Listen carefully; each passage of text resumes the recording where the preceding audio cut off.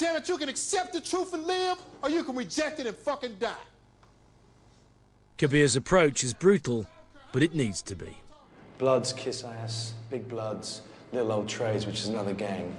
And you can see this is what it's all about. I mean, but these are pencils. This is a graphite pencil that you'd find, you know, in a school for 14-year-old boys. Only Crips use this, i.e. Bloods don't wash their hands.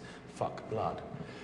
And that's what these people are up against, trying to teach these kids. This thing is so indoctrinated into them at such an early age, the colour of red or the colour of blue. You know, it's an uphill struggle, but I do think that people like Kabir are making a difference here, and at least somebody's doing something. Really want to get your perspective on why young people your age get in gangs, even knowing that it can cost you your life. Let's talk to you, Blood. I ain't no blood, but I think people get in gangs so they can feel like they belong to something. Like if, you know, your family messed up and stuff, your mom on crack and stuff, it make you feel like you belong to somebody, like you want to be somewhere. Talk about some of the environments that y'all live in, man. I was born on the east side for Gangster Disciples? Yeah. Vice Lords? Well, because my uncle got killed over there in an apartment. Yeah. Was he a gang member? Yeah. He was going downstairs. Some dudes came and I shot him on the ground. I was in my room, they was shooting at my window. Bullet came through my window. All I remember was I saw him on the ground. Blood was all on the ground. They told me to go back in my room. How old were you then? I was 7. What ages were you when you first experienced or knew that there were drugs in your neighbourhood?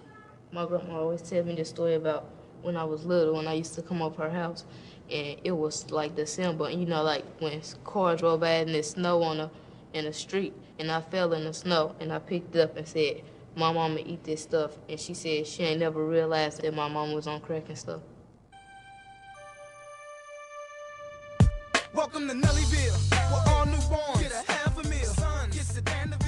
The baby-faced gangsters in Kabir's class had made me feel sad rather than scared.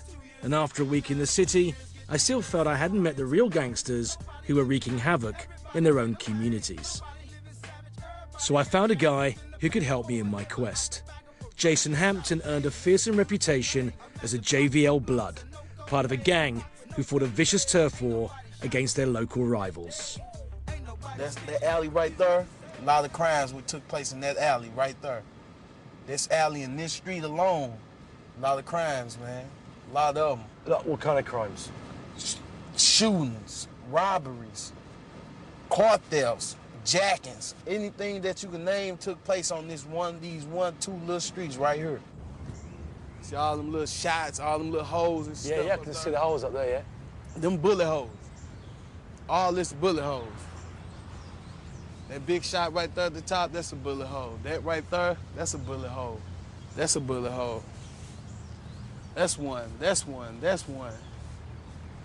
There should be some more in these doors that they try to paint over. And what are they, just drive by randomly? Just drive by. No, you coming off this lot right here. It's this lot right here, they coming off of here. That's the enemy coming That's the enemy coming from right over there.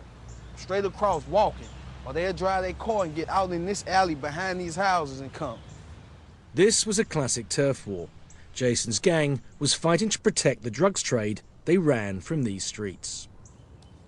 In terms of dealing then, who are the clientele? Were people coming from out? Coming from everywhere. We had people from St. Charles, we had guys coming from Springfield, people from out of town, truck drivers stopping, picking up little hookers down here on Cass. They bring the hookers coming, bringing them over here. My first day of school, I had $800 in my pocket. $800? $800. Jewelry on, everything. It was just how you just get money, and that's just what we was doing. We was just getting money. What does this signify, please? BIP, that's BIP Vidal. That's the homeboy who got killed in a high-speed chase with the police. BIP stands for Blood and Peace. 31 Trey Ace, that's just, 31 is the block right here. The address 31. Right. So that's what it is. Trey Ace is just, well, 3 is Trey, 1 is Ace, so we just break it down so it sound better. It sound fly that way. Then it's BIP Bimp. That's the other homeboy who got killed. If y'all get a chance, y'all ask the gang tags about him, they'll break him down to you. He was a menace to society. So have you lost a lot of friends over the years? No, that's the good thing about it. We lost, what, 3? Out of the whole time we've been in since Bratton the Bloods, we only lost 3 to death. That's good, isn't it, considering?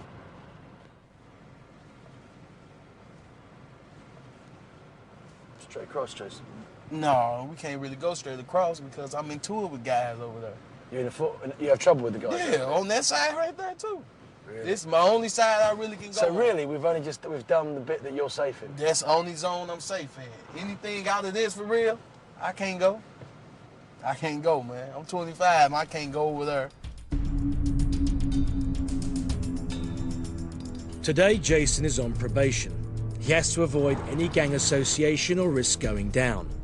But after 2 weeks in the city, I am more convinced than ever that I need to meet the guys still living the gangster life. Then I get a lead that could take me into the heart of one of the most notorious gangs in the city.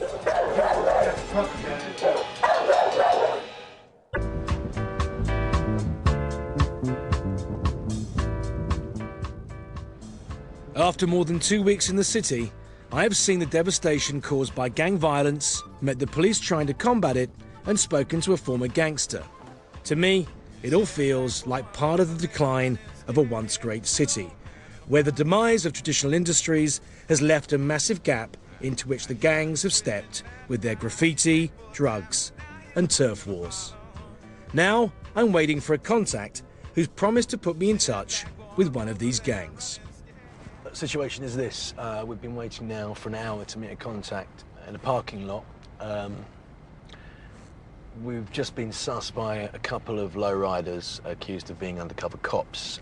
And so if this guy doesn't turn up pretty soon, we've all decided that it's time to leave because I think it might be pretty unhealthy for us if we hang around much longer. Let's hope he turns up.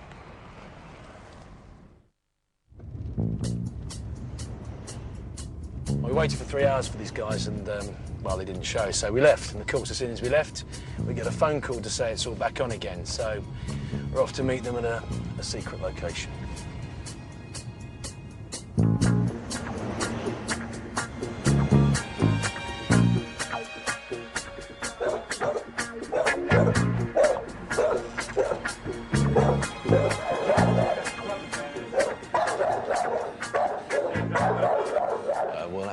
We're at the venue where we meet the gang members now. We obviously can't film outside because it would draw unwarranted attention from A, the police, and B, other gangs, which could lead to it all kicking off. So just about to go through and meet the guys. This is truly bizarre. They're burying a pit bull puppy, and I'm the chief mourner. Just had to bury a dog yesterday right here. Burying his dog.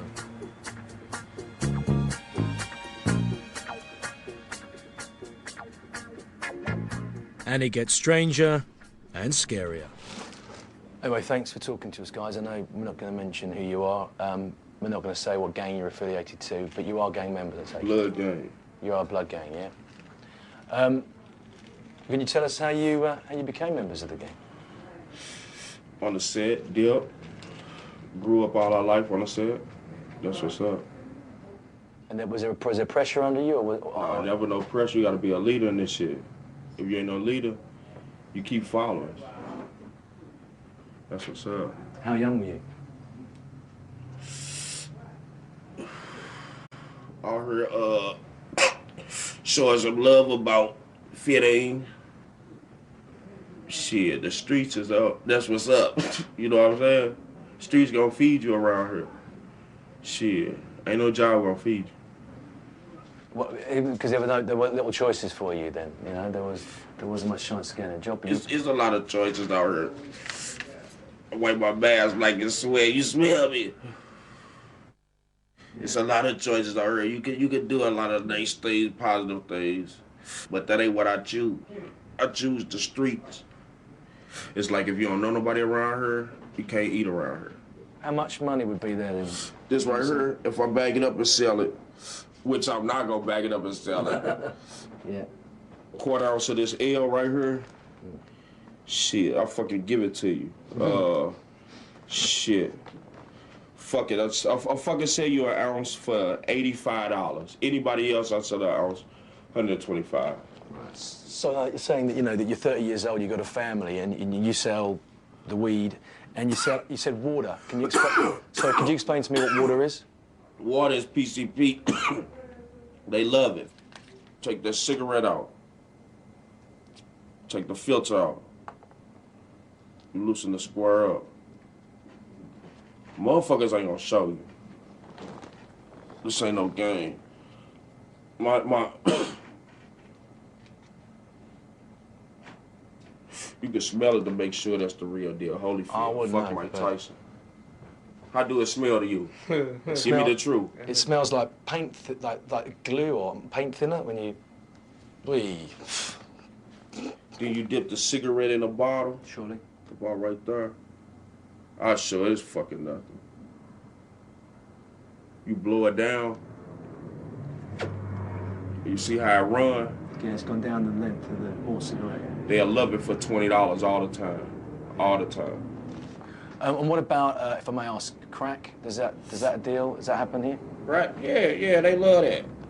That shit make them strong. You know, it's like a shortcut. You know, you gotta some type of way have a spot. You know. Got They it. crack. They be wanting that crack. Don't be no fool. Yeah. That's what they want. But the selling of the drugs, do you have to protect your area, don't you? Oh yeah, I protect my area. Shit, that's what's up. Pop that bitch ass. You carry that? It's one in there. One in the chamber, yeah? Yeah, it's always one in the chamber. I don't wanna. Yeah, I almost missed it. There you go. Yeah, it's one in there. Got it. Just be careful with that. Oh, Taking yeah. the camera off. All the time. We careful. Okay, cool. But, you know, I'm talking about, you know, you're carrying that weapon around with you. Can you relax any time? No, I relax without the 9 majority of the time. My 9 is like. It's your best friend. You hear me? Yeah, I mean, it's just, you know, you carry that. Do you have to, have you used it? Have you had to use it? This one right here. Yeah. This one got served to some players. Right. They was playing a game, but they also got played. Sure. But this just a little toy. You have bigger toys? Yeah. Yeah, them big toys, they shoot like, lots of times. Yeah, sure. Yeah. If he 15, he got to use it. If he don't know how to use it, he was born using it. How you use that? Bang, bang, bang, bang, bang. Yeah. No aiming, just using. Yeah. Till he come to a aim. Shit, spend time smoking weed. I'm nervous. Okay. It's people out here working. You know what I'm saying? The people that's working, they working hard. I'm working hard too, pushing it. We running that dog kennel at the same time. Push it to your hip. Okay, yeah, got it. That's where it's kept, yeah? Yeah. Some more ounces. Shit real.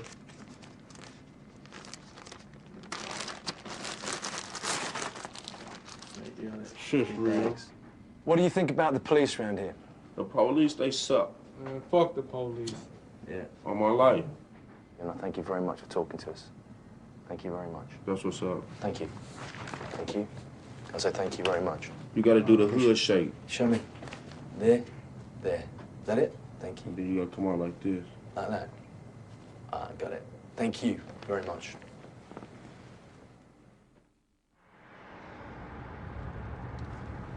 Well, we've just met 2 members of the Bloods. I have to say I've never been in a room with that amount and that variety of drugs before. He also kept going on about how stressed he was, the man in the mask. Well, I have to say I was quite stressed when he pulled out that Colt 45, had the hammer back with a round in the chamber. I have to say I'm very glad I'm going home.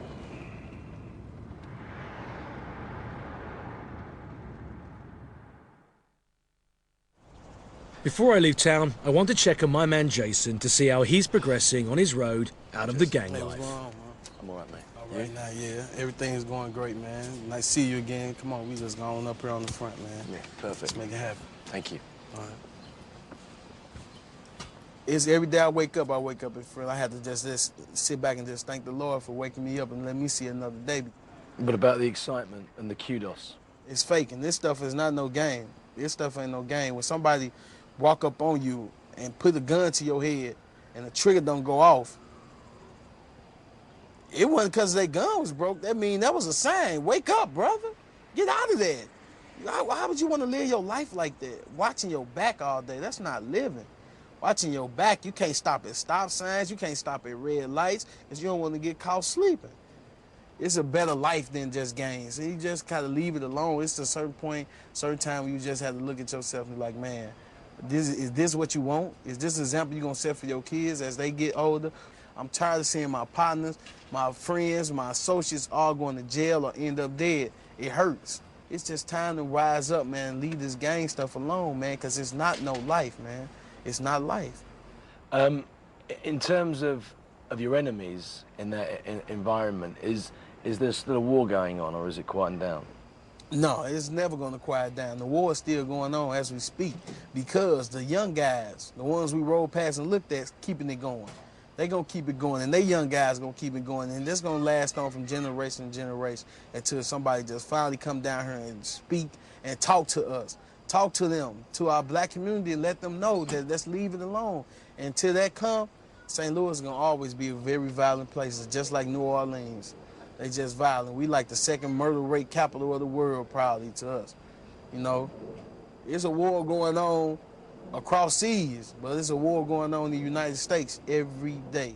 I know a place. Ain't nobody crying. For me, the gang culture in St. Louis is no different from any other.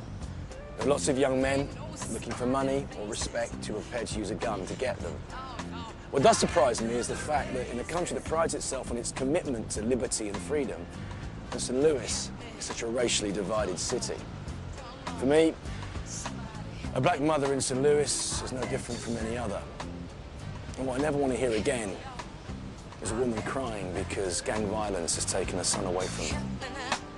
I'll take you there. Oh. I'll take you there. Oh, mercy. I'll take you there. Oh, let me take you there. I'll take you there. Oh, let me take you there. I'll take you there. That programme never ceases to shock me. Even more next Sunday. Ross travels to Russia to infiltrate a brutal gang of neo-Nazi skinheads. Rather him than me. Next tonight, a tennis superstar is murdered, and it's up to Rush and her team